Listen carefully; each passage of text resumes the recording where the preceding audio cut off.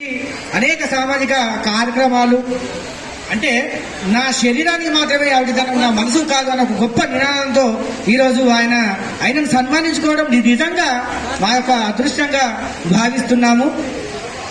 సతీ సమేతంగా ఆయనను సత్కరించవలసిందిగా మా గురువులు దైవజ్ఞ శర్మ గారిని కోరుతున్నాము.